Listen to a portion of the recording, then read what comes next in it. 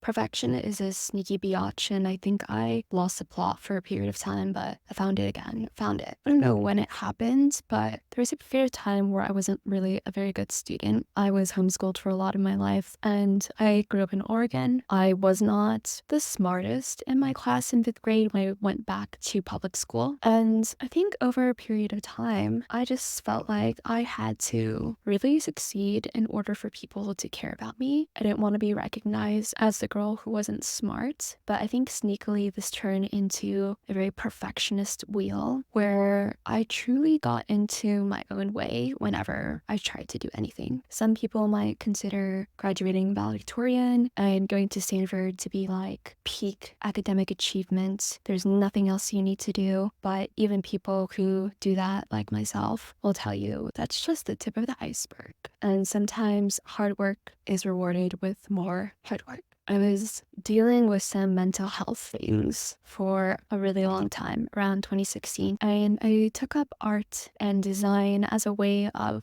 I think, trying to try hard still without, I suppose, like pursuing the things that other people around me were pursuing. In 2014, even earlier in Silicon Valley, during the time I went to Stanford, many people were going into the startup scene. It was like a dream for people to become a PM at Facebook. And I just didn't really consider myself smart enough to even do that. It was really hard on myself, but I also just didn't want to do it. Oddly, I ended up studying design, and I had this dream to become a graphic designer. Around 2019 to 2020, I moved to New York, and I started working in restaurants to pay for a part-time design program. My skin is peeling. We're okay with it. I'm doing that graphic design program. I'm working really hard just to be able to afford it. I wake up at 5 a.m. I work a brunch shift. I come home. I do my homework in 2 hours. I work another shift at a bar, and then I go to class. I'm feeling stoked because I feel like eventually I'll have a design job, get to work in New York,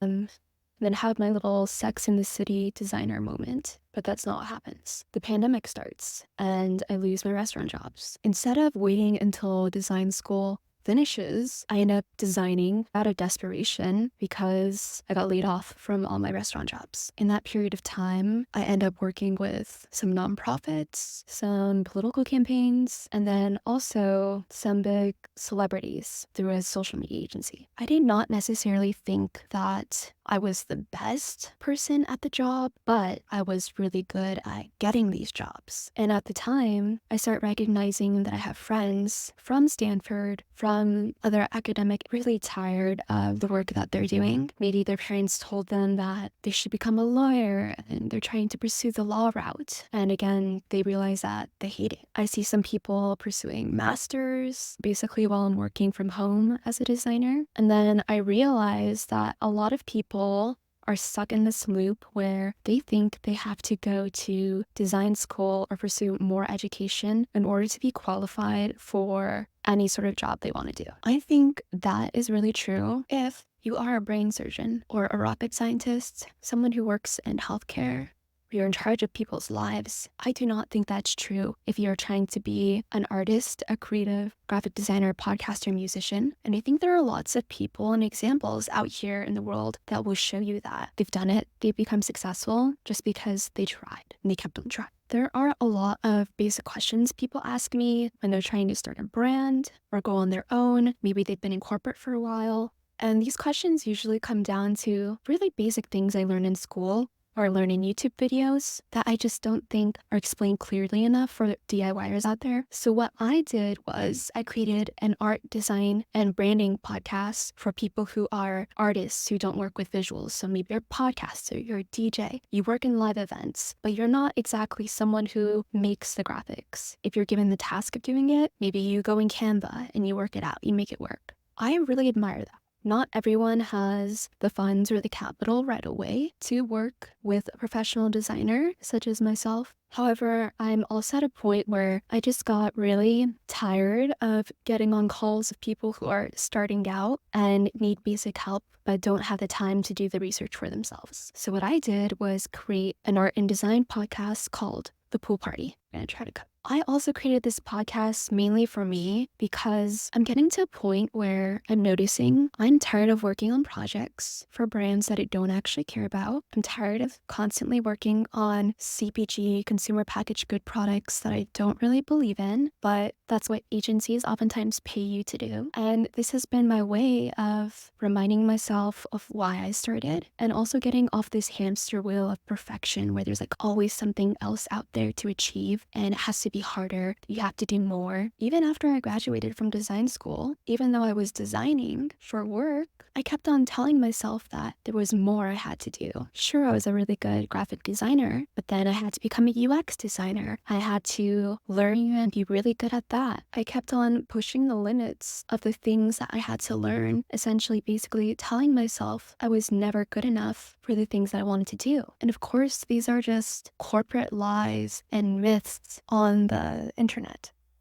Big cycle of education, the business and marketing of education, the hamster wheel of success that we push ourselves on. When really, I think the original goal for me was to get out of that rat race, to stop chasing more and work with the artists that I want to work with now. One of the biggest things that's helped me recently is working with an art and design coach, someone else who has developed their own business and is solely motivated to helping me stay on track. I think a really sneaky thing that I do is this is my perfectionist brain. Whenever I'm resting, I will look at jobs and I will apply for jobs when I'm supposed to be resting.